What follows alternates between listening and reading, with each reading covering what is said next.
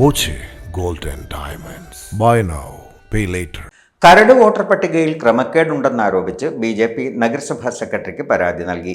ഓരോ വാർഡിലെയും വോട്ടർമാരെ കൂടാതെ മറ്റു വാർഡുകളിലുള്ള 150 മുതൽ 300 വരെ വോട്ടുകൾ മാറി വന്നിട്ടുണ്ടെന്നാണ് പരാതി. തോൽവി ഭയന്ന് CPIM ഉദ്യോഗസ്ഥരെ കൂട്ടുപിടിച്ച് വോട്ട് തിരിമറി നടത്തിയെന്ന് ജില്ലാ സെക്രട്ടറി K. പ്രസാദ് പറഞ്ഞു.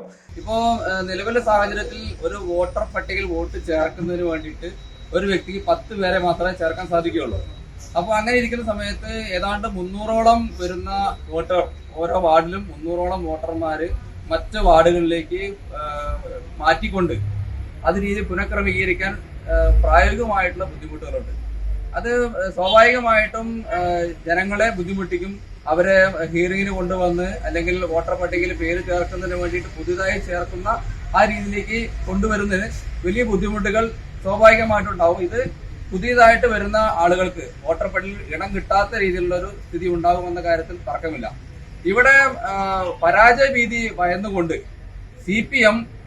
ഇവിടുത്തെ CPM അനുകൂല ഉദ്യോഗസ്ഥരെയും കൂട്ടുപിടിച്ചുകൊണ്ടാണ് ഇത്തരത്തിലുള്ള ക്രമക്കേടിന് വ്യാപകമായിട്ടുള്ള ശ്രമം നടത്തിയിരിക്കുന്നത്. മണ്ഡലം ജനറൽ സെക്രട്ടറി A. ഗോപകുമാർ, മണ്ഡലം vice secretary Nisha Sasikumar, councillor Lekha Ramesh, Harish, Manoj Arani, Narayanan Mundayi എന്നിവർ നേതൃത്വം നൽകി. Dot view news. കാഴ്ചകളാണ് ലോകം. കണ്ടു തുടങ്ങുക.